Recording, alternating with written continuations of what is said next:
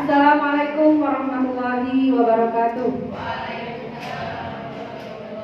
Alhamdulillahirabbil alamin. Assalatu wassalamu ala asyrofil anbiya'i wal mursalin sayyidina Muhammadin wa ala alihi washabihi ajmain. Rabbi shrah li sadri wa yassir li amri wahlul 'uqdatam min lisani yafqahu qawli. Pertama-tama kita panjatkan puji syukur kepada Allah Subhanahu wa taala karena pada siang hari ini Bapak Ibu guru menyempatkan hadir ke ruang aula ini untuk mendengarkan pemaparan saya, yaitu tentang pemahaman dan penerapan pengalaman budaya positif yang merupakan bagian dari rangkaian tugas saya sebagai seorang calon guru penggerak angkatan 10 yang harus saya definisikan kepada Bapak Ibu guru yang ada di sekolah. Sekali lagi saya ucapkan terima kasih kepada Bapak Ibu guru semua karena sudah meluangkan waktu. Mudah-mudahan kehadiran Bapak Ibu guru yang ada di sini Allah catat sebagai amal baik, karena sudah niat untuk tolak ilmi, niat menuntut ilmu saya dan Bapak Ibu bersama-sama. Baik Bapak Ibu, kok sepertinya tegang? Santai Bapak Ibu ya. Jadi kita kegiatan ini kan berbagi topik baik. Jadi saya akan memaparkan apa yang sudah saya pelajari di kegiatan guru penggerak. Nah, ini merupakan tugas saya di modul 1.4, yaitu tentang budaya positif. Saya wajib menyampaikan atau menyebarkan budaya positif ini kepada rekan Bapak Ibu guru yang ada di sekolah atau di komunitas saya. Nah, baik Bapak Ibu, sebelum memulai tentang budaya positif, mungkin Bapak Ibu guru semua sudah tidak asing lagi dengan kata-kata budaya positif. Mungkin ada yang mau menanggapi tentang budaya positif itu seperti apa kalau di sekolah? Coba yang lain. Datang tepat waktu, pulang juga tepat waktu, minimal itu. Ya, luar biasa, tepuk tangan. Ya, dikontrol oleh Bapak. Senyum, sapa, salam.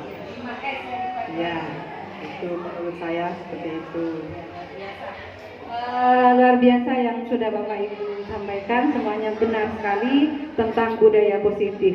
Jadi budaya positif yang saya paparkan ini sebetulnya sudah berjalan di sekolah kita. Kita hanya tinggal memuatkan saja atau menambahi hal-hal yang disebutkan. Jadi apa budaya positif itu? Jadi budaya positif merupakan perwujudan dari nilai-nilai atau keyakinan universal yang diterapkan di sekolah. Jadi apa nilai-nilai kebajikan universal itu?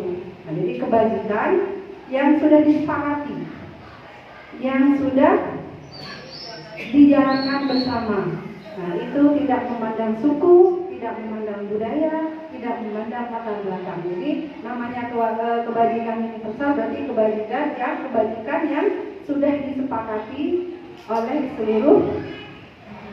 seluruh orang. Itu kalau di sekolah berarti seluruh anggota yang ada di sekolah. Nah, apa tujuannya untuk penerapan budaya positif ini? Yaitu tidak lepas dari tujuan kita, yaitu untuk menerapkan peserta didik yang memiliki karakter profil pelajar Pancasila. Masih ingat karakter profil pelajar Pancasila Bapak Ibu ya? Ada 6 dimensi. Yaitu yang pertama, dimensi beriman, bertakwa kepada Tuhan Yang Maha Esa dan berakhlak mulia. Kemudian yang kedua, berkebinekaan global, bergotong royong, kreatif, bernalar kritis, dan mandiri.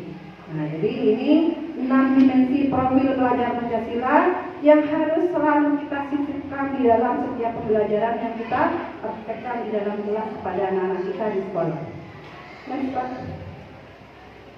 Nah, jadi ini ya yang sudah disebutkan oleh Mbak Cici, kemudian Bu Fatimah tadi. Salah satu contoh penerapan budaya positif ini hanya sedikit saja yang sudah kita terapkan di sekolah, seperti upacara bendera, itu termasuk penerapan disiplin positif yang bernilai untuk membangkitkan disiplin kepada anak-anak. Kemudian yang contohnya salam, kemudian sapa, itu sudah termasuk budaya positif. Kemudian yang di sebelahnya lagi yaitu tentang anak-anak kita diajari untuk berbagi kepada sesama. Itu hanya beberapa saja.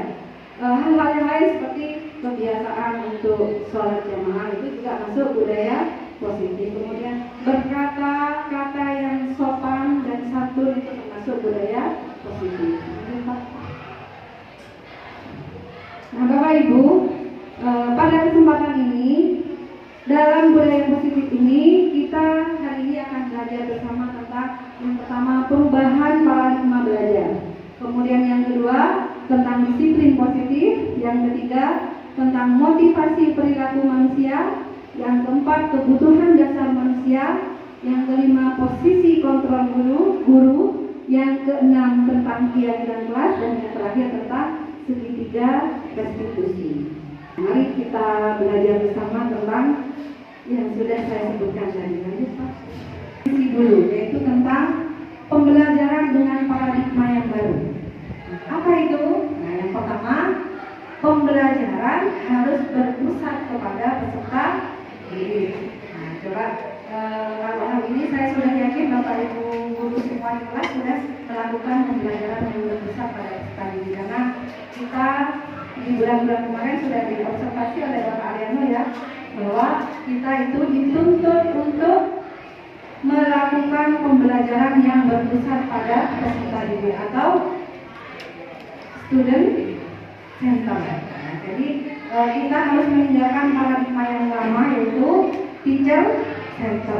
Jadi murid itu menjadi pemeran utama di dalam kelas. Kita sebagai guru hanya jadi apa? Kita sifatnya hanya menuntun. Menuntun apa? Menuntun kodrat anak. Kodrat anak yang disesuaikan dengan kodrat alam dan kodrat zaman. Kodrat alam disesuaikan dengan kondisi yang ada di SMP Negeri 4. Kodrat zaman disesuaikan dengan zaman sekarang. Jadi tidak sama antara model kita belajar pada zaman dulu ketika pada tahun-tahun beberapa puluh tahun yang lalu kita belajar, tidak bisa kita terapkan pada anak pada zaman sekarang. Jadi pembelajaran harus sesuai dengan kodrat zamannya. Oke ya Bapak Ibu. Kemudian karena pembelajaran itu harus disesuaikan dengan kodrat alam dan kodrat zaman, maka praktek pembelajaran yang harus kita terapkan di sekolah adalah pembelajaran yang berdiferensiasi. Artinya pembelajaran itu harus disesuaikan dengan kebutuhan peserta didik. Kalau satu kelas itu tidak mungkin semuanya anak suka membaca, tidak mungkin semuanya suka mendengarkan, tidak mungkin semua anak suka menonton. Jadi kita harus tahu anak itu maunya apa. Dari mana? Dari asesmen awal atau dari penilaian awal sebelum kita melakukan pembelajaran. Nah, sekarang kita perhatikan ada beberapa miskonsepsi atau konsep yang salah yang ada di pikiran kita tentang teori kontrol. Jadi kita sebagai seorang guru, kita itu sebagai penuntun dari peserta didik, kita itu nanti akan memiliki 5 posisi kontrol. Nah, ini kita buang dulu hal-hal yang salah dalam teori kontrol, yaitu yang pertama, ilusi bahwa guru itu bisa mengontrol murid. Nah, kita tidak bisa mengontrol murid. Nah, mungkin Bapak Ibu bertanya, kalau guru tidak bisa mengontrol murid, apa jadinya murid di sekolah kita? Nah, itu kenapa? Karena segala sesuatu itu yang terjadi kepada murid kita itu adalah timbul atau lahir dari motivasi pribadi anak itu sendiri, terutama dari latar belakang yang ada di rumah. Jadi itu yang dikenal dengan motivasi internal atau motivasi intrinsik. Kemudian yang kedua, ilusi bahwa semua penguatan positif efektif dan bermanfaat. Jadi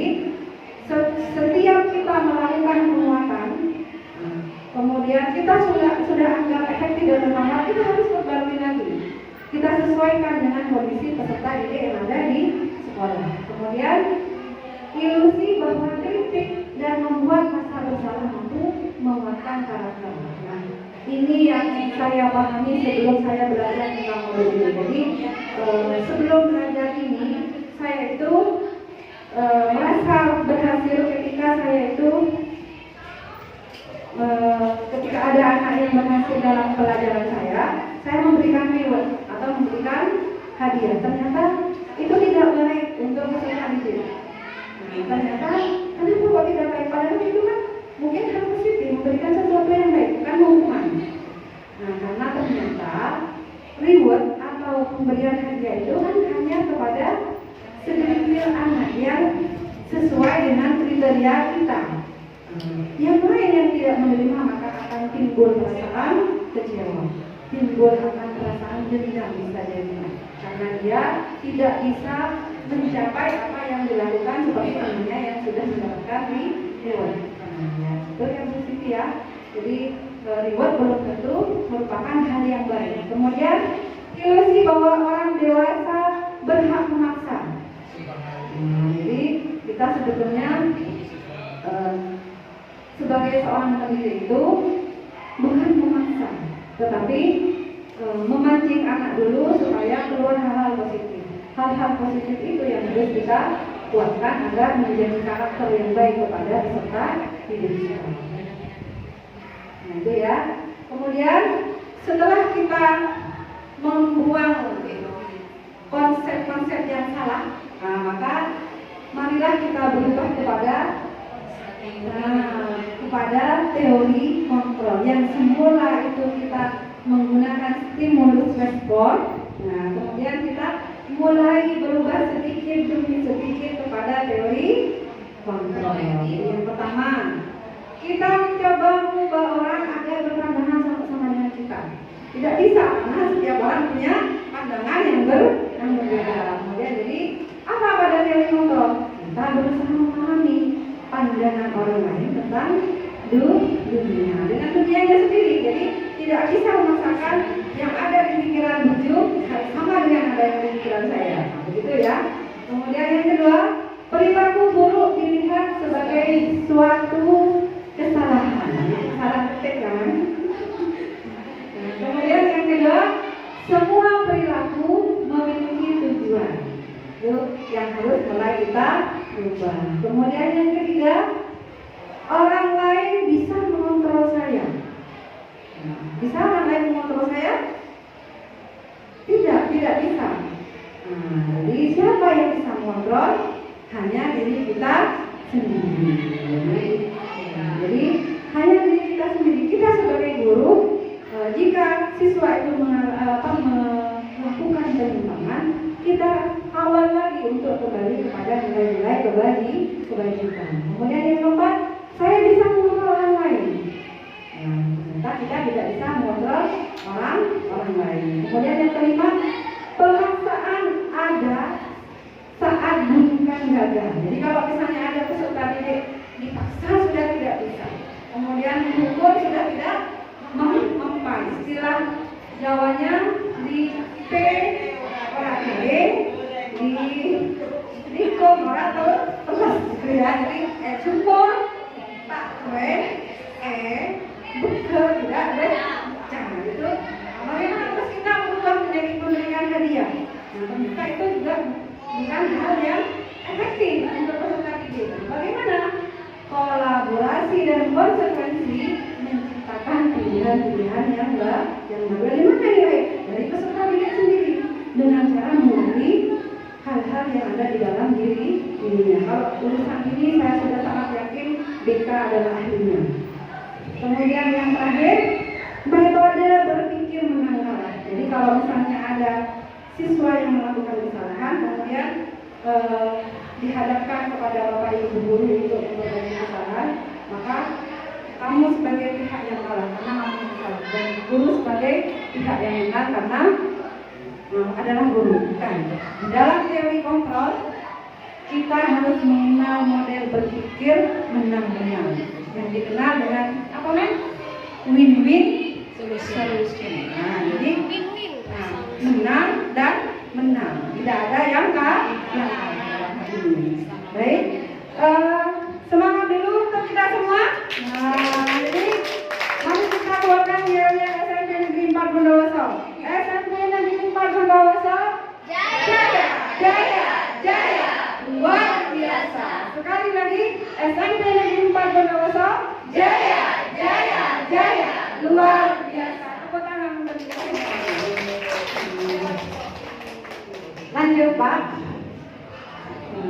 Nah, Bapak Ibu, tentang disiplin positif, yaitu disiplin berasal dari kata disiplina yang artinya adalah belajar. Jadi disiplin itu bukan harus ini, harus itu. Kalau tidak begini maka akan begitu. Jadi disiplin itu adalah belajar. Jadi disiplin itu mengacu pada disiplin diri yang memiliki tanggung jawab terhadap apa yang dilakukannya berdasarkan nilai-nilai yang dia diyakini. Kemudian kalau disiplin positif berarti salah satu cara penerapan disiplin yang bertujuan untuk menumbuhkan kesadaran serta memberdayakan peserta didik tanpa imbalan penghargaan atau reward atau tanpa ancaman, tanpa hukuman. Susah ngomongnya. Nah, jadi untuk apa? Yaitu tujuannya adalah untuk menciptakan peserta didik yang memiliki disiplin diri, sehingga mereka berperilaku mengacu kepada nilai-nilai kebaikan universal. Dari mana situ? Dari motivasi intrinsik, motivasi yang lahir dari dalam dirinya sendiri. Itu untuk apa? Untuk berperilaku kepada arah yang lebih baik, yang tujuannya untuk mencetak peserta didik yang memiliki kebahagiaan lahir dan batin. Kemudian bagaimana cara penerapan disiplin positif? Nah, cara penerapan disiplin yang mengajarkan anak bertanggung jawab dan menumbuhkan kesadaran diri berdasarkan nilai-nilai kebaikan. Jadi, disiplin positif dapat mengontrol diri siswa dengan melakukan segala tindakan. Kemudian, disiplin positif dapat membuat siswa memahami dan menyadari berdasarkan motivasi internal, bukan akibat hukuman, bukan akibat karena diancam oleh bapak ibu guru atau teman-temannya, atau bukan karena ingin diiming-imingi oleh hadiah. Kesadaran dari dalam dirinya sendiri. Lanjut, Pak. Nah, apa saja nilai-nilai kebajikan yang saya sebutkan? Nilai-nilai kebajikan universal, yaitu nilai yang disepakati bersama, lepas dari suku bangsa, kemudian lepas dari agama, bahasa maupun latar belakang. Contohnya nilai kejujuran. Yang namanya kejujuran berarti sesuatu yang tidak sesuai dengan kenyataan. Mau dia orang Madura, mau dia orang Jawa, mau dia orang Pakistan, nah semuanya itu kejujuran itu adalah hal yang sama. Kemudian kalau nilai-nilai kebajikan di dalam peserta didik yang harus kita terapkan adalah yaitu nilai-nilai yang terdapat dalam profil pelajar Pancasila, yang terdapat dalam 6 dimensi tadi, yaitu beriman dan bertakwa kepada Tuhan Yang Maha Esa dan berakhlak mulia, kemudian bergotong royong, berkebinekaan global, bernalar kritis, kemudian mandiri dan inovatif. Jadi kita sudah terapkan disiplin positif yang mengarah ke sana, itu sudah akan membentuk sebuah pribadi yang disebut insan kamil kalau di dalam agama Islam, jadi pribadi yang sempurna. Nah, dalam Ibu Primary Years itu program PIP, toleransi, rasa hormat itu termasuk nilai-nilai kebajikan, integritas, mandiri, menghargai, antusias dan lain sebagainya itu. Jadi itu semuanya termasuk adalah nilai-nilai kebajikan.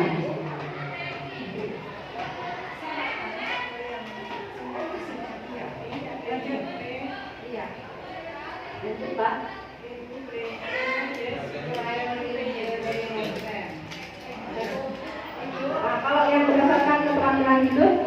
dipercaya, kemudian lurus, hati-hati, kemudian tidak suka merendahkan orang lain. Itu termasuk adalah nilai-nilai kebajikan. Kalau saya menyarankan pada anak-anak itu, jika melakukan kesalahan, jika melakukan sesuatu yang salah, tanyakan pada dirimu. Kalau dirimu merasa tidak nyaman dengan itu, berarti itu adalah sesuatu yang salah, karena melawan sunnatullah sudah. Jadi tidak sesuai dengan kodrat yang sudah Allah berikan. Jadi kalau sudah melawan sunnatullah, sesuatu yang kita langgar biasanya akan membuat perasaan tidak tenang. Contohnya berbohong. Nanti berbohong, misalnya satu kali berbohong kembali, satu kali lagi menutupi yang berikutnya. Itu orang yang berbohong pasti akan hatinya tidak tenang. Jadi kemudian Bapak Ibu, untuk menerapkan disiplin positif ini, kita sebagai seorang pendidik harus tahu tentang kebutuhan dasar manusia. Jadi apa kebutuhan dasar manusia? Yaitu kebutuhan atau segala sesuatu yang kita lakukan untuk mendapatkan apa yang kita inginkan. Seluruh tindakan yang kita lakukan memiliki tujuan tertentu. Kemudian semua usaha terbaik yang kita lakukan adalah dalam rangka memenuhi kebutuhan dasar kita agar bisa terlaksana dengan baik. Apa saja kebutuhan dasar Bapak Ibu? Kalau di dalam teori ekonomi, kebutuhan ada kebutuhan primer, ya, ada kebutuhan sekunder, ada kebutuhan tersier. Nah ini jadi yang tidak tegang. Nah saya punya tebak-tebakan. Hadiahnya kecil.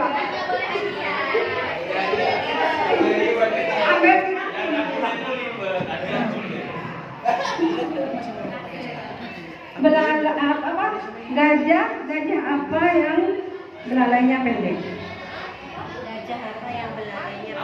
Gajah apa yang belalainya pendek? Gajah yang kedinginan. Jadi belalainya keker gitu ya. Gajah duduk. Cepat gajah duduk. Ya Pak? Gajah Mada.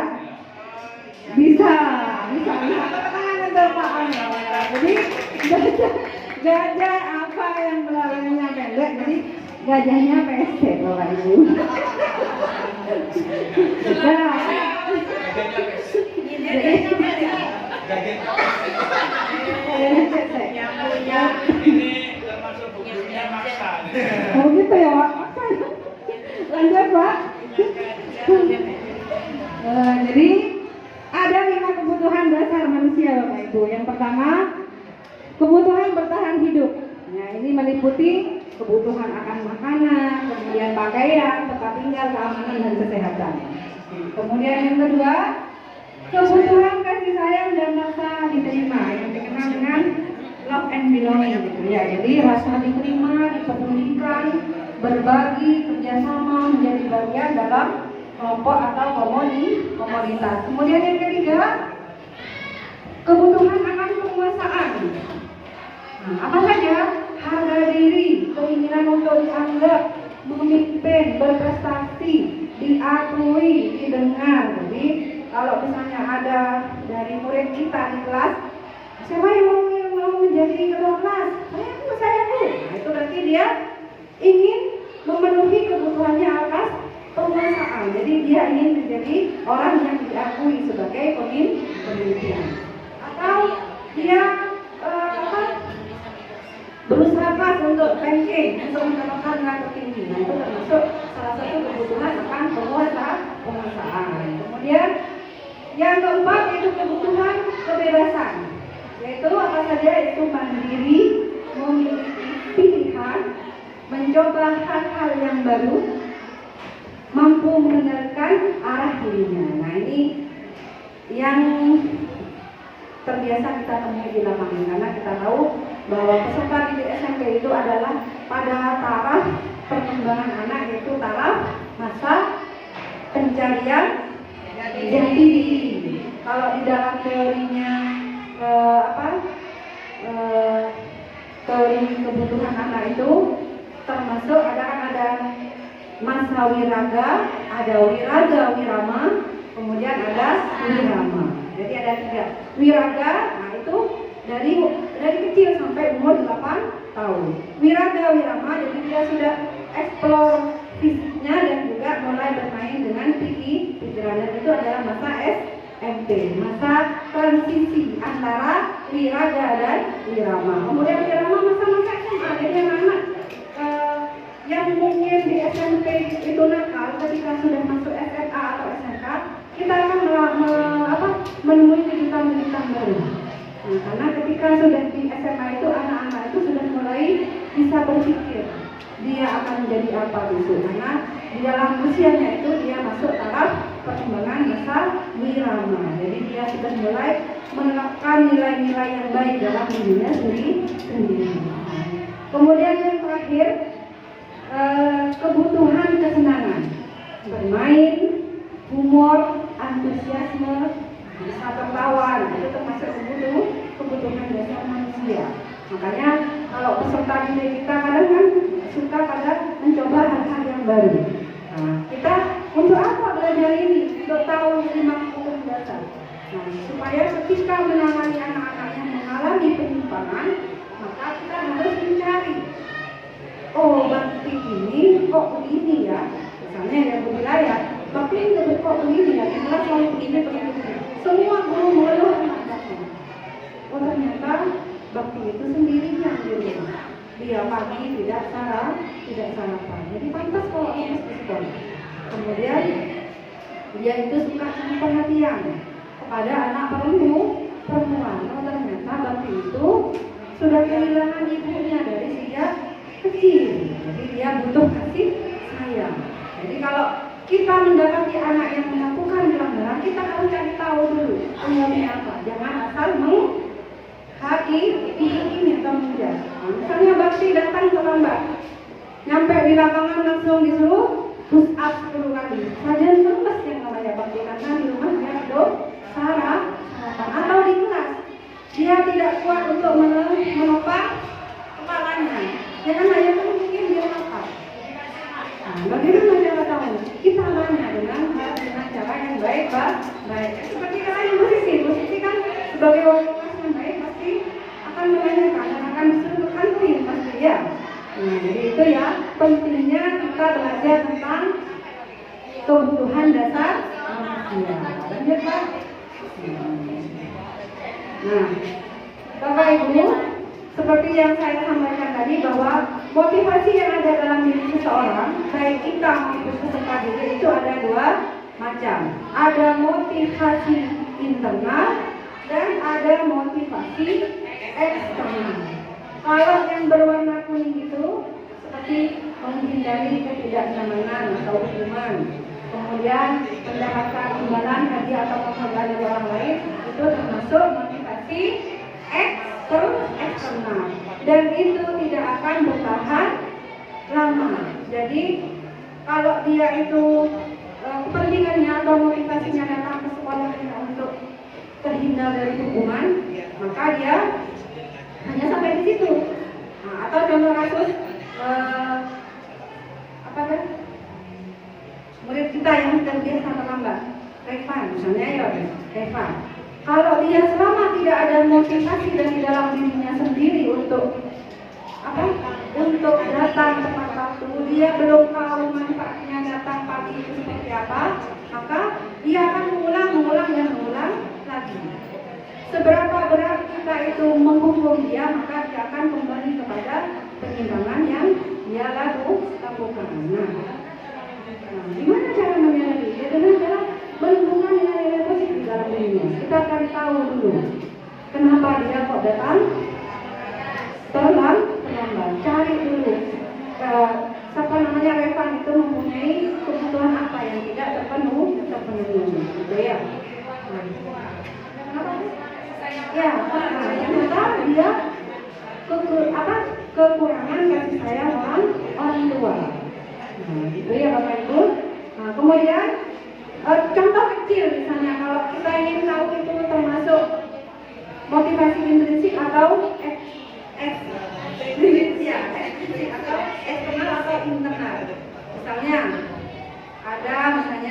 ada seseorang bapak-bapak yang merokok, misalnya bapak ibu ya, ada yang merokok. Nah, terus bapak-bapak itu diminta oleh istrinya, Pak, berhenti merokok. Terus sudah tahu batuk-batuk masih terus merokok, ya. Nah, di depan istrinya akan berhenti karena takut sama istrinya.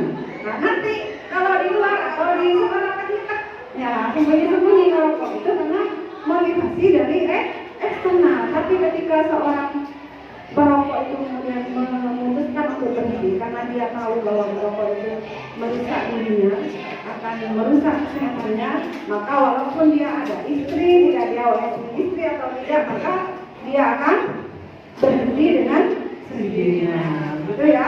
Jadi karena motivasi internal. Nah, ini yang perlu kita gali dari peserta didik kita yang sering melakukan penyimpangan. Lanjut, Pak.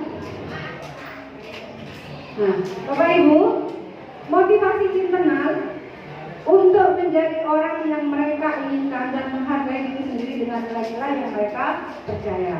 Jadi motivasi internal ini sangat penting untuk terus kita pupuk, untuk terus kita kembangkan kepada peserta didik kita, supaya peserta didik kita itu menjadi pribadi yang kuat, pribadi yang mandiri lahir dan batin. Kemudian jadi kita itu di dalam teori budaya positif ini sangat-sangat tidak dibenarkan ketika kita itu melakukan hukuman. Nah, apalagi hukuman di fisik. Nah, gitu ya, itu. Ketika belajar lagi saya itu bermuhasabah diri. Oh, ternyata yang saya lakukan itu termasuk hukuman. Ternyata yang saya lakukan itu tidak baik untuk karakter anak. Ya, Pak. Jadi kita hari ini lanjut kepada posisi kontrol guru.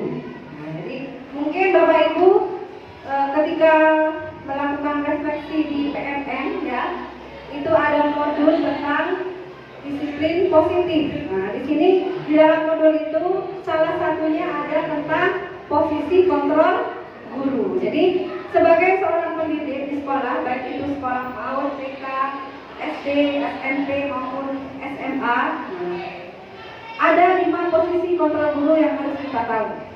Nah, yaitu yang pertama sebagai yang mana ini? Terserah ini. Nah, yang pertama sebagai penghukum. Jadi posisi kontrol guru sebagai penghukum. Apa ciri-cirinya? Ada yang bisa menyebutkan ciri-cirinya? Ada anak yang berbuat salah langsung dihukum. Nah, jadi contohnya begini, kalau posisi kontrol sebagai penghukum, misalnya ada anak di kelas itu dia tidak mengerjakan PR, misalnya PR matematika ada 5 soal. Kemudian oleh Bapak Ibu guru dihukum disuruh keliling lapangan 10 kali. Nah, itu termasuk penghukum. Jadi apa yang dilakukan oleh Bapak Ibu guru tidak ada kaitannya dengan kesalahan yang terjadi kepada anak. Nah, dan itu terjadi insidentil atau dengan tiba-tiba. Jadi anak itu tidak bisa memperkirakan. Saya tidak mengerjakan PR, nanti mau diapakan ya sama bu ini, misalnya gitu. Jadi kalau hukuman itu di luar rencana, di luar sesuatu yang diketahui oleh peserta didik. Jadi dan tidak sesuai dengan kesalahan yang diperbuat. Itu ya. Kita mungkin sudah tahu semua posisi hukumnya. Kenapa? Baiknya bagaimana? Nah, nanti slide-nya nanti ada di posisi manajer. Kemudian yang kedua, posisi sebagai teman. Nah, jadi kita memposisikan diri sebagai teman kepada peserta didik. Misalnya ada anak yang tidak mengerjakan PR, jadi tidak membuat gambar, misalnya berarti ngasih tugas poster setelah sampai di sekolah, tapi mana PR-nya? diam dulu. Posisi sebagai teman bagaimana?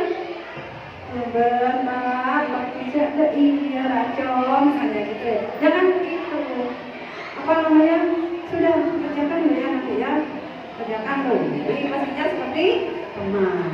Jadi kita itu sebetulnya kita itu bertujuan seperti itu kadang supaya kita itu anak didik terbuka pada kita tujuannya. Tapi kadang oleh anak didik kita itu malah disalahartikan, anak-anak malah mengejar. Jadi itu makanya kenapa posisi teman itu juga tidak baik. Kemudian yang ketiga, pembuat rasa bersalah. Nah, seperti apa ciri-cirinya? Misalnya posisi tidak masuk pada hari Rabu, kemudian diganti oleh Bufat masuk ke kelas 8A. Dikasih tugas disuruh disuruh dikasih tugas mengerjakan soal di buku paket. Misalnya mencari kalimat 10 kalimat positif tentang perilaku. Nah, dengan menggunakan bahasa Jawa, Inggris, boten, bunten. Nah, terus ketika masuk ke sana Bufat kasih tugas, saya kasih tugas. Karena Bufat itu ada kepentingan di kamar mandi Bufat tinggal anak di kamar. Tahu-tahu masuk kelasnya sudah sambut. Nah, masuklah Bufat dengan dada. Ya Allah, Nak, kalian tidak kasihan sama Bufat. Misalnya gitu ya. Kalian tidak kasihan sama Bufat.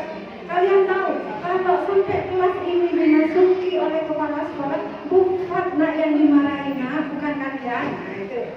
Bagaimana respon anak-anak kalau seperti itu? Merasa bersalah. Nah, jadi kita itu pening jauh ya, itu pening. Nah, jadi anak akan merasa bersalah. Jadi masa ada kasihan sama musafir. Kapan mau berubah? Kapan mau mengerjakan? Tidak kasihan lah sama musafir. Ayolah nak, kerjakan. Coba kamu. Itu namanya posisi pembuat rasa bersalah. Jadi ketika mendengar kata-kata itu anak-anak menjadi ya Allah, saya sudah berbuat tidak baik. Nah, dari kayak itu karena memang itu bukan dari dirinya sendiri, itu dari orang lain, bukan perilaku yang terkonsentrasi dari faktor intrinsik. Tapi kalau ada anak tahu, ada atau tidak ada bapak ibu di kelas, dia itu harus mengerjakan tugas. Karena ini adalah kewajiban saya. Kalau saya tidak mengerjakan tugas saya akan menumpuk dan saya sendiri akan kerepotan. Itu sudah motivasi dari dirinya sendiri. Kemudian yang keempat, motivasi pemantau. Posisi kontrol pemantau. Nah, ini posisi kontrol pemantau itu, misalnya bapak ibu guru sedang piket, terus ada anak yang terlambat. Kemudian ada Pak Dani itu kan. Man, sebentar dulu. Kamu hari ini terlambat? Iya Pak. Tahu konsekuensinya kalau terlambat? Iya Pak. Apa konsekuensinya? Sesuai dengan kesepakatan sekolah kita, keyakinan sekolah. Saya harus dikasihkan ruang guru sesuai dengan kesepakatan. Nah, tahu tidak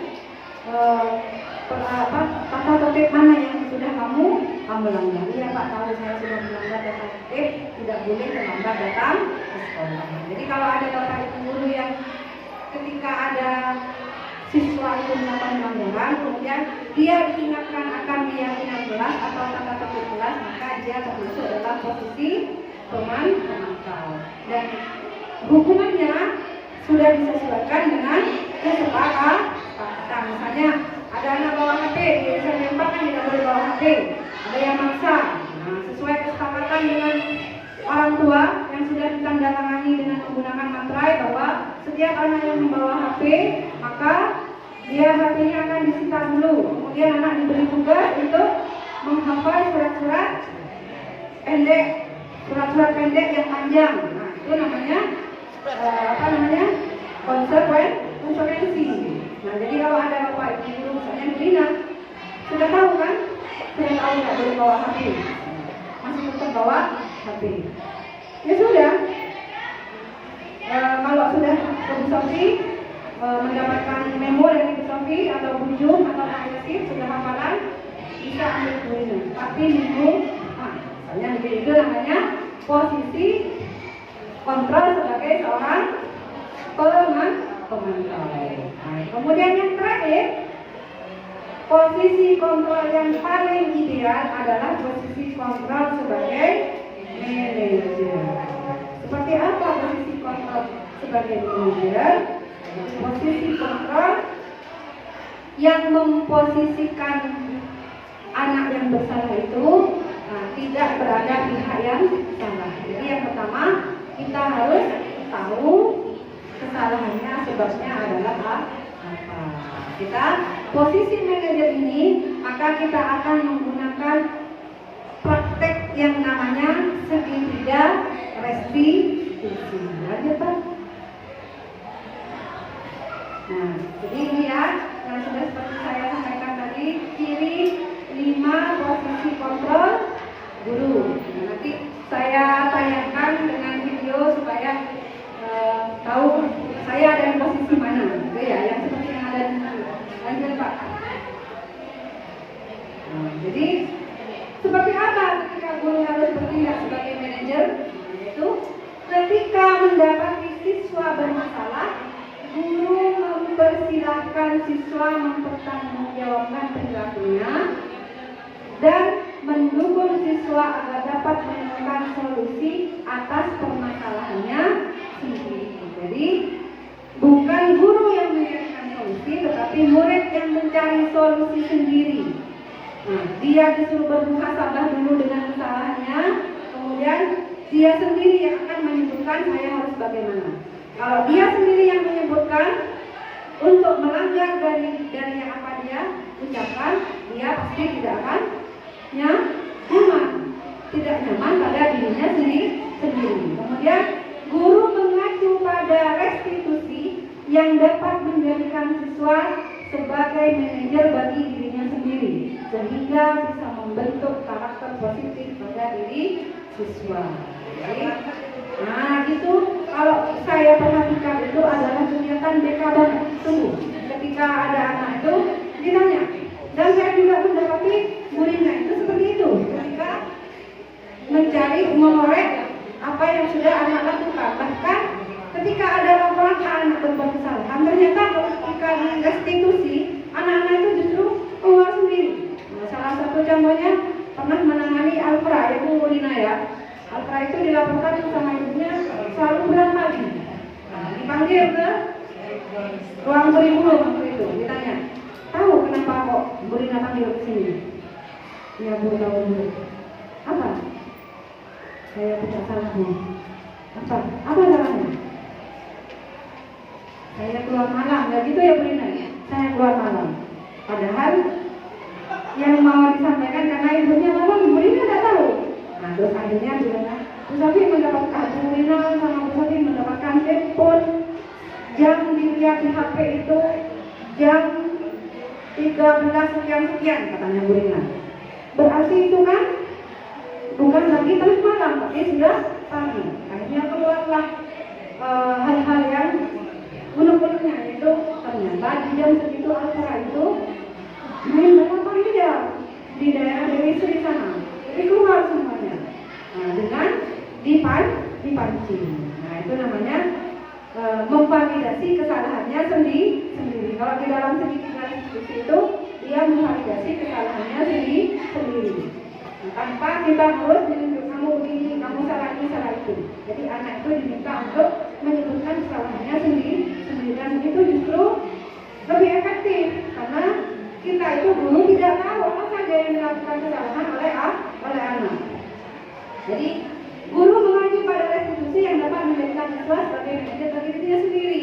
Nah, Nah, dia itu tahu sebetulnya yang saya lakukan itu salah, dan sebetulnya dia sudah tahu kalau saya salah begini, itu seharusnya begini. Nah, hanya mereka itu butuh bimbingan atau butuh motivasi. Ya, Pak. Nah, ini ada contoh penerapan posisi kontrol dulu.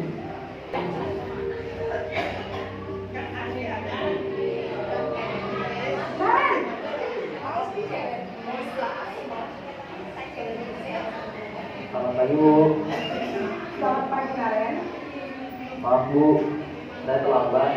Iya, sekolah masuknya jam 7, sekarang sudah jam 7.20. Jadi sekarang bagaimana ini Karen? Maaf Bu, saya lupa taruh alarm saya semalam. Baiklah, menurut kamu, keyakinan sekolah yang mana yang perlu kamu tingkatkan? Menghargai diri dan orang lain mungkin ya Bu. Jadi, apakah kalian meyakini prinsip saling menghormati tersebut? Iya Bu, saya meyakini.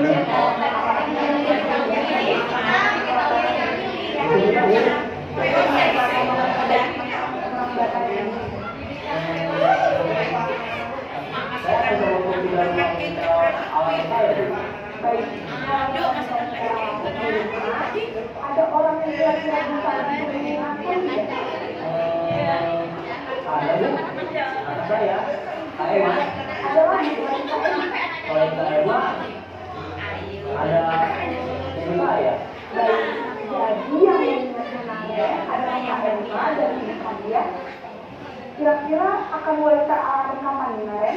Setelah pulang sekolah, akan segera saya lakukan. Baik, jadi Naren akan setel alarm untuk bangun besok pagi dan akan diingatkan oleh kakak dan ibunda Naren ya. Ada lagi yang perlu dilakukan Naren agar tidak terlambat bangun lagi. Tidak ada Bu. Baik Naren, terima kasih untuk bersama kami. Sekarang kamu boleh kembali ke kelas untuk belajar. Baik Bu, terima kasih.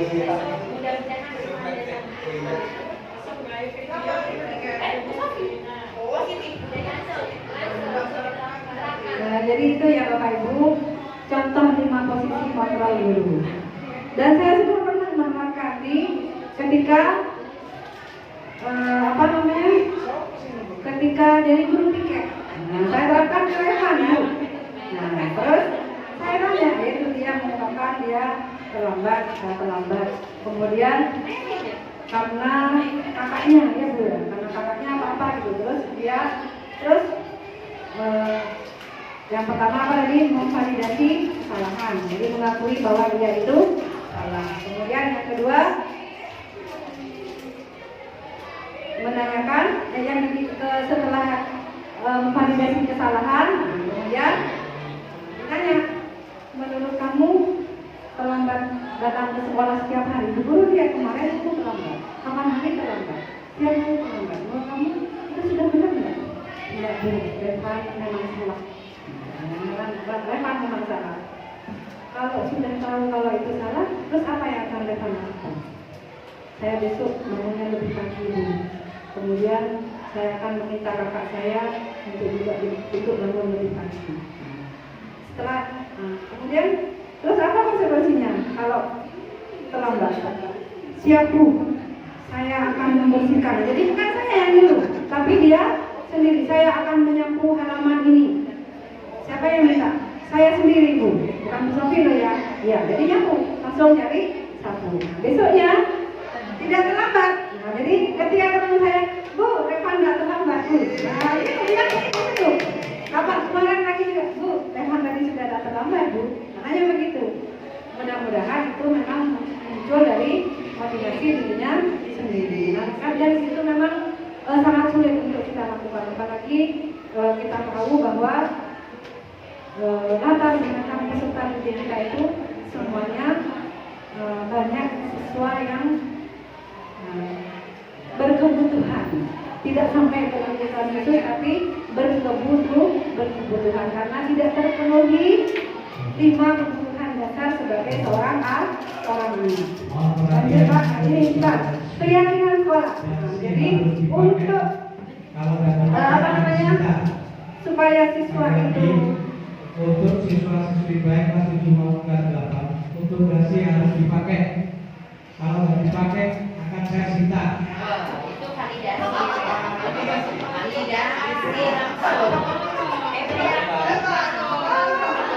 nah itu yang ikut Bapak Ibu ya. Jadi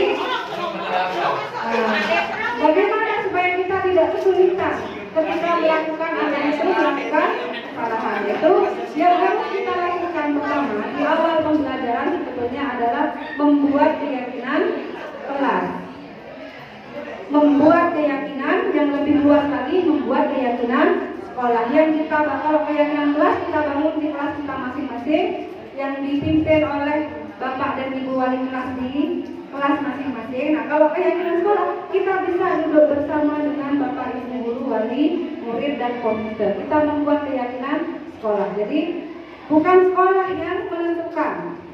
Nah, tapi dengan duduk bersama. Kenapa kok harus keyakinan? Kenapa kok bukan peraturan? Kenapa kok bukan tata tertib? Ada yang mau berpendapat kenapa kok kita memilih kosakata keyakinan, Bapak Ibu? Kalau keyakinan berarti berdasarkan keyakinan peserta didik, bukan paksaan. Jadi itu menurut apa yang diyakini oleh peserta didik, seperti itu menurut saya. Ya, Ulangan berupa ya, benar sekali. Sama dengan keyakinan kita, misalnya keyakinan beragama. Nah, kalau kita sudah yakin adanya Allah, yakin adanya Tuhan yang Maha Esa, maka segala perbuatan kita akan terkontrol oleh keyakinan kita. Nah, ini kita pilih keyakinan karena sesuatu yang akan kita bentuk itu dia meresapi pada diri siswa. Jadi mereka yang membuat sendiri, mereka yang mendiskusikan sendiri apa saja yang harus mereka lakukan di kelas atau di sekolah. Lanjut Pak. Kalau peraturan hanya timbul rasa keterikatan. Tapi kalau keyakinan meresap kepada jiwanya.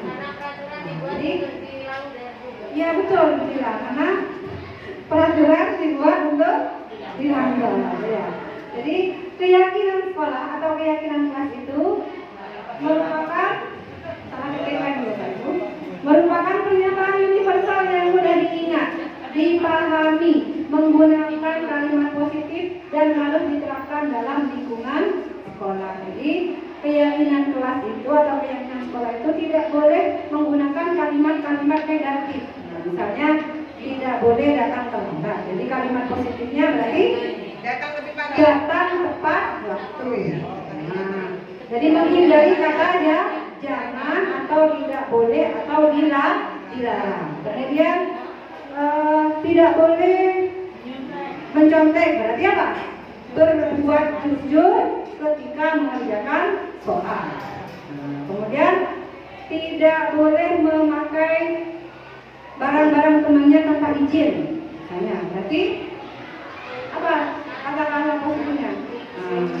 Jika menggunakan barang milik teman, maka izin seperti itu kepada yang mempunyai. Dan itu hanya contoh-contoh kecil beberapa keyakinan kelas. Nah, yang dan membentuk siapa? Ya diberi kesempatan sendiri-sendiri. Siswa itu diberi kesempatan. Kalau saya kasih kertas yang kecil itu, kawan pembelajaran dikasih semuanya. Nah, nanti lagi nempel di depan. Kemudian kita pilih-pilih klasifikasi yang sama. Setelah itu kemudian kita tetapkan, yakin sudah ini tidak ada yang ditambahi atau dikurangi? Ya Bu, sungguh. Nah, ini siapa yang membuat? Kami sendiri Bu. Untuk apa? Untuk dijalankan. Kalau ada yang melanggar, konsekuensinya bagaimana? Nah, mereka sendiri yang menciptakan. Nah, jadi setelah keyakinan itu dibuat, maka muncullah kemudian perilaku positif dalam diri. Nanti sedikit lama-lama akan menjadi karakter yang baik kepada peserta didik. Nah, jadi ya keyakinan kelas yang akan dibuat sebenarnya benar-benar bersumber pada kebutuhan para siswa dan dalam upaya membentuk budaya menggali segala hal dengan potensi positif untuk dijadikan sebagai landasan keyakinan kelas dan benar-benar secara sadar diyakini bersama. Kemudian guru perannya di mana? Yaitu berperan dalam mewujudkan terbentuknya keyakinan sekolah atau kelas dengan adanya kesepakatan antara guru dan siswa. Sudah terbentuk sudah kesepakatan kelas atau keyakinan kelas. Nah, terus ayo, karena siswa SMP sudah bisa tanda tangan ya Bapak Ibu, silakan kalian tanda tangani di bawahnya. Jadi semua anak tanda tangan di bawah keyakinan yang sudah dibuat bersama-sama. Kalau misalnya ada yang melanggar, siapa yang akan mengingatkan? Ya, semuanya saling mengingatkan. Dan keyakinan kelas atau keyakinan sekolah ini bisa berubah Bapak Ibu sesuai dengan kebutuhan. Jadi kalau sudah tidak cocok lagi, bisa kita ganti. Jadi itu mungkin secara berkala tiap bulan sekali, ayo kok ini dengan keyakinan ini kok masih ada aja yang melanggar. Ayo kita buat keyakinan yang baru yang harus kita benar-benar jalankan. Jadi keyakinan kelas itu bisa guru berubah sesuai dengan kesepakatan yang sudah dibuatkan oleh guru dan anak. Jadi guru hanya memfasilitasi saja. Yang membuat kata-katanya itu anak-anak sendiri.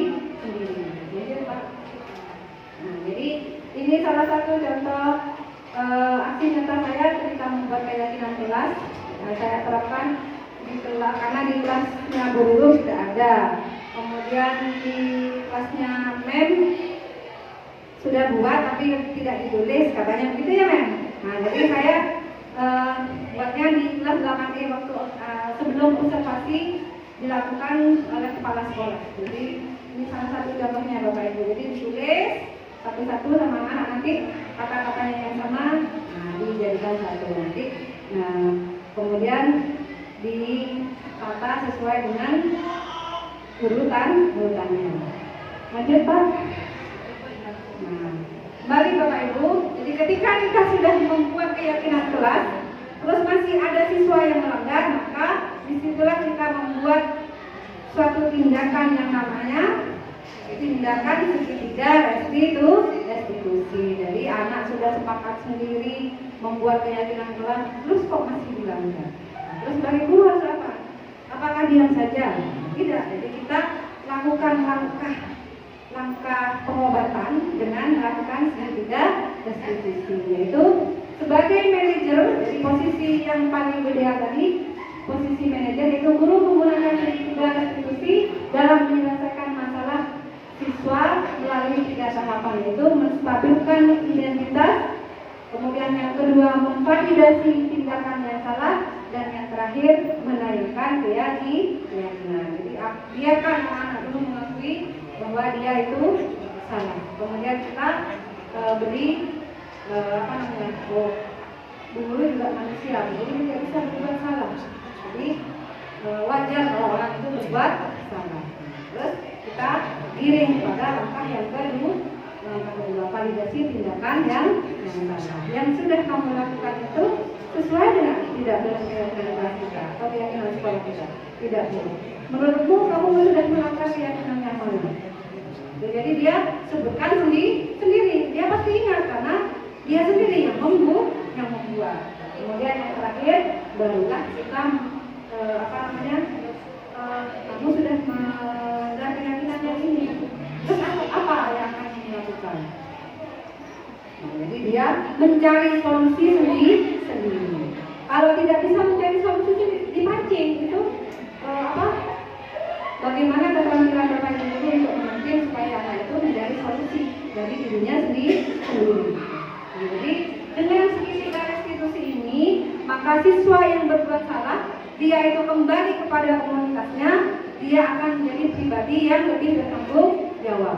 Dia tidak merasa malu kepada teman-temannya karena sudah dihakikan. Ada Bapak Ibu yang siswa ketika sudah kita lakukan penanganan ketika melakukan kesalahan, dia masih kembali ke kelas. Dimana kita yang ketika diumumkan di Alun-Alun, Fatimah dipanggil ke ruang BK, misalnya.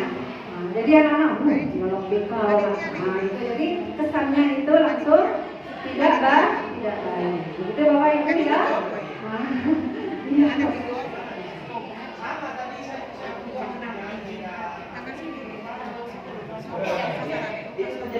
juga Bu.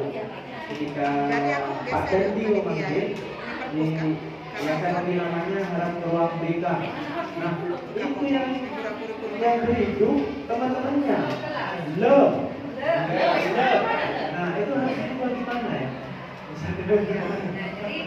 Ada sudah saya sampaikan, kalau dipanggil ketua BK itu bukan belum tentu anak yang mempunyai kesalahan, tetapi ada anak yang atas inisiatif sendiri ingin curhat karena punya masalah. Jadi bukan karena salah dipanggil ke BK. Itu saya sudah jelaskan. Anak-anak sudah ada yang paham kok. Cuma anak-anak itu untuk bergurau mungkin seperti itu. Iya, Bapak Ibu, memang sudah dalam perspektif anak-anak itu siapa yang dipanggil BK biasanya dia melakukan dalam pelanggaran perlu diobati kalau orang sakit dan belum tentu demikian anak yang berprestasi pun perlu dipanggil oleh BK supaya dia tetap semangat untuk berprestasi. Nah, jadi segitiga restitusi itu, jadi Bapak Ibu, kami bagi lagi, jadi proses menciptakan kondisi bagi peserta didik untuk memperbaiki kesalahan mereka sehingga mereka bisa kembali kepada kelompok mereka dengan karakter yang lebih kurang. Jadi dia sudah tahu kesalahannya, dia sudah memvalidasi sendiri kesalahannya, dan dia sudah mencari solusi sendiri untuk menangani masalahnya. Dan itu dia tinggal mengerjakannya satu demi satu apa yang harus dia lakukan. Nah, jadi yang pertama langkah-langkah restitusi itu Bapak Ibu yang sudah sempat saya singgung tadi. Yang pertama menstabilkan identitas. Misalnya ada anak dilaporkan ke BK restitusi misalnya ini berbuat kesalahan nilai. Nah, kemudian nanti nanti akan menanyakan Ustaz tadi mendapatkan laporan dari Bu Siti bahwa kamu melakukan ini. Benar atau tidak? Itu kan bisa buat. Gimana buat? Kamu tahu kenapa kamu disuruh ruang BK atau disarankan di ruang BK? Terus anak-anak Ceritakan ceritanya itu melebihi yang kita perkira. Sesuatu yang sebetulnya tidak akan terkadari malah keluar sendiri dari anak. Itu namanya tindakan yang pertama sudah dilakukan oleh kita itu menstabilkan identitas. Kemudian yang kedua, setelah anak mengurai apa yang sudah dia lakukan, sudah tahu segala apa yang ada di sekolah yang apa saja yang harus tahu ibu, itu namanya memvalidasi tindakan yang salah. Biasanya anak kan mengakui dia saya sudah salah, saya sudah melanggar. Jadi saya itu yang Pak. Nah, kemudian yang terakhir menanyakan keyakinan. Jadi di dalam menanyakan keyakinan ini, anak-anak sudah mulai mencari solusi sendiri. Dia harus apa terhadap yang sudah dia lakukan. Biasanya begitu ya Pak. Nah, nanti kalau misalnya anaknya tidak mau bersuara, bagaimana Pak? Kalau misalnya anaknya tidak mau bersuara, seperti ada anak kita yang introvert gitu ya, bagaimana Pak? Tapi lama memang, lama sekali. Kadang ada perasaan perkataan, tahu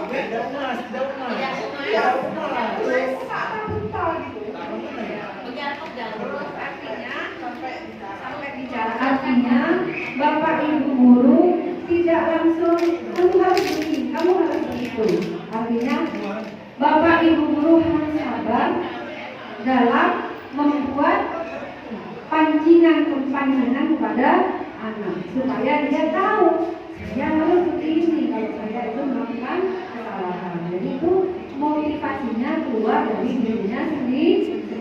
Sama dengan halnya orang yang tidak pakai helm, kalau dia helmnya cuma takut pada polisi, nah kalau di sini kan dia pakai helm, hanya di kota pakai helm. Tapi kalau orang yang memang sadar bahwa helm itu penting untuk saya akan demi keselamatan saya, mau ada polisi mau tidak ada polisi dia akan menggunakan helm kalau berkendaraan bermotor. Nah kamu jadi maaf saya. Jadi itu Bapak Ibu tentang langkah-langkah segitiga dari fungsi. Jadi semuanya itu butuh proses, butuh kita sendiri juga butuh belajar untuk berubah dari paradigma yang lama itu. Kita harus mulai perlahan-lahan untuk berada di posisi kontrol sebagai seorang manajer. Nah ini contoh yang sudah saya lakukan tapi muncul juga kalau yang punya rajuan tidak berkenan. Jadi kalau rajuan itu tidak berkenan lalu jadi cuma sebagai file pribadi saya lain semua bukan settingan. Kalau ini hanya memenuhi tugas saja saya. Gurunya yang sertifikat. Undang Ilham Bu untuk contoh. Kayak buat mainan sepeda tuh. Iya, ini saya pilih Aura karena Aura kan saya sering berdiri dia tahu. Jadi ini ceritanya Aura itu menyelesaikan ketika ujian semester.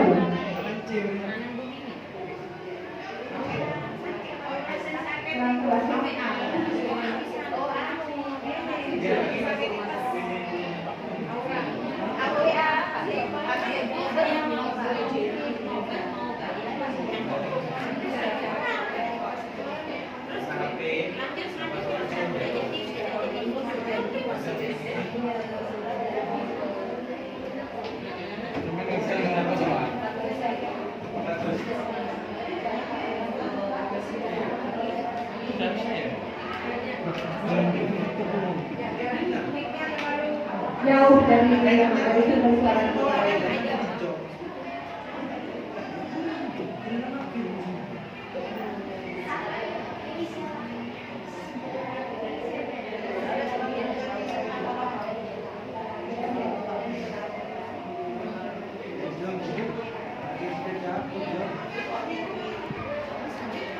Jadi anak keluar dari BK itu tidak ada ketegangan di antara kita gitu ya.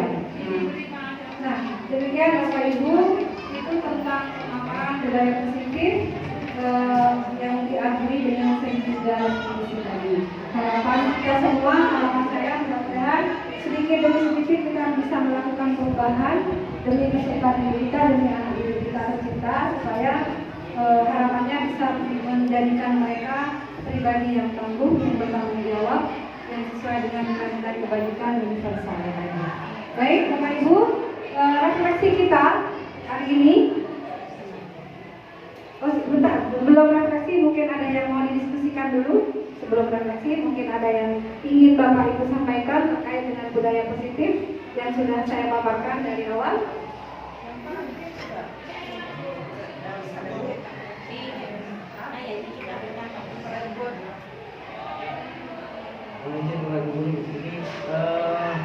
Saya tuh dulunya sering mengikuti pemahaman budaya positif terhadap siswa.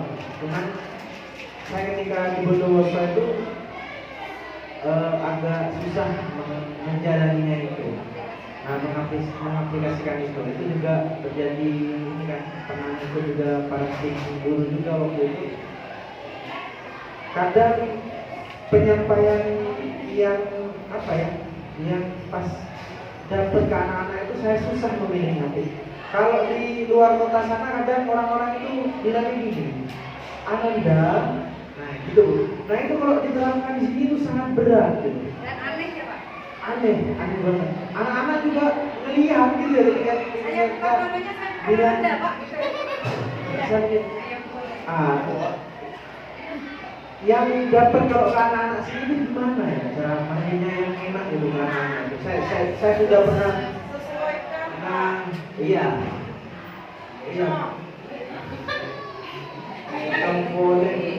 Kadang kalau pakai com juga, kalau pakai com malah jawabnya anak-anak pakai bahasa Madura ya anak-anak. Iya, kalau pakai com, nah itu jadi bingung saya. Jadi di sekolah sebenarnya ini Iya Pak, kalau untuk penyebutan kepada anak-anak itu memang sebetulnya menggunakan kata-kata kamu itu sebetulnya harus dihindari. Jadi kita itu sebaiknya mungkin menyebutkan namanya, misalnya Aura atau Mbak Aura. Kalau kemudian biasanya kalau perempuan panggil Mbak dan diikuti oleh namanya, kalau laki-laki Mas siapa gitu. Jadi anak-anak tuh merasa kalau saya kok dipanggil Mas atau enggak, berarti saya dengan orang besar, merasa dihargai gitu Bapak Ibu ya. Jadi kata-kata pemanggilan itu juga harus digunakan dan kembali lagi sebagai orang yang tadi harus dikembalikan kepada keyakinan kita masing-masing dan sesuaikan nih Pak yang awal. Jadi kita itu mendidik sesuai dengan kodrat alam dan kodrat zaman, gitu ya Bapak Ibu. Jadi terakhir ini adalah refleksi untuk kita bersama. Saya ingin satu atau dua Bapak Ibu merefleksikan yang sudah kita lakukan tadi, yaitu bagaimana perasaan Bapak Ibu setelah menerima pemahaman budaya positif. Kemudian adakah hal yang menarik bagi Bapak Ibu yang di luar dugaan? Siapa yang ingin dari ini hal yang menarik yang di luar dugaan?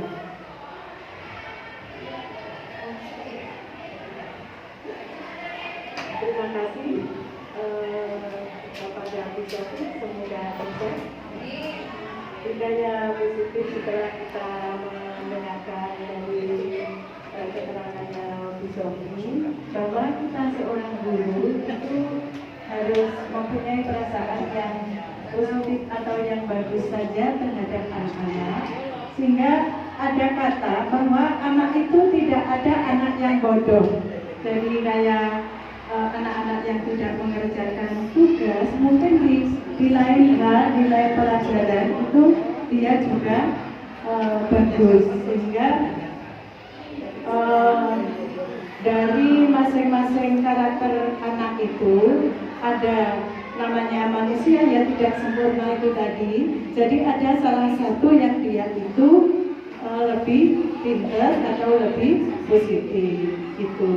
Kemudian adakah hal menarik bagi Bapak Ibu yang di luar dugaan, bahwa sambil tertawa kita itu ternyata jadi guru itu setelah mendengarkan Bu Sofi itu menerangkan itu ini salah, itu salah. Ternyata ya begitulah. Kadang kita memang perlu waktu istirahat itu ngomong muridnya si A ini, si B begitu. Artinya kita itu ngomong anak, tapi tujuannya itu adalah bagaimanakah kita menjadi seorang guru yang mampu untuk mengubah kejelekan atau yang kurang baik terhadap anak, yang negatif itu kita ubah menjadi positif. Dengan demikian, jadi kita itu tidak marah-marah terhadap mereka. Tapi kesulitnya ya, begitulah luar biasa kita Jadi saya selama pribadi ketika mempelajari modul ini, saya itu merasa bersalah dia karena ternyata saya termasuk salah satu guru yang ada di posisi sering ada di posisi rasa besar. Kemudian terkadang juga ada di posisi suka kalau hukum kadang-kadang iya. Jadi ternyata begitu. Bahkan memberikan ilmu yang pernah saya lakukan ternyata itu tidak baik. Begitu ya, Bapak Ibu. Sedikit pun kita melakukan perubahan, sekecil apapun kita melakukan perubahan, itu merupakan hal yang besar bagi anak didik kita. Jadi kita sebagai seorang pendidik tidak pernah akan berputus asa untuk melakukan hal yang baik untuk peserta didik kita, supaya yaitu kembali tidak ada hal yang membahagiakan kepada kita kecuali mendengar bahwa peserta didik kita yang sudah keluar itu menjadi orang yang sukses lahir dan batin. Demikian Bapak Ibu pemaparan dari saya, kurang lebihnya saya mohon maaf. Saya berterima kasih sekali karena Bapak Ibu sudah bertahan di sini dari awal hingga saat ini. Mudah-mudahan praktik baik ini bisa kita jalankan sedikit demi sedikit walaupun sangat sulit bagi kita Bapak Ibu. Terakhir, seperti salamnya yang dilakukan oleh Ki Haji Dewantara, salam dan bahagia itu supaya kita itu senantiasa bahagia. Jadi bapak ibu guru itu tidak boleh sedih, harus bahagia. Seperti Pak Angga, kalau tidak masuk kelas pusing, kalau sudah keluar dari kelas bahagia. Jadi demikian Bapak Ibu, kita akhiri kegiatan ini dengan pembacaan kafaratul majlis. Semoga yang sudah kita lakukan di tempat ini dicatat oleh Allah sebagai amal baik dan menjadi barokah untuk anak didik kita di sekolah tercinta kita ini.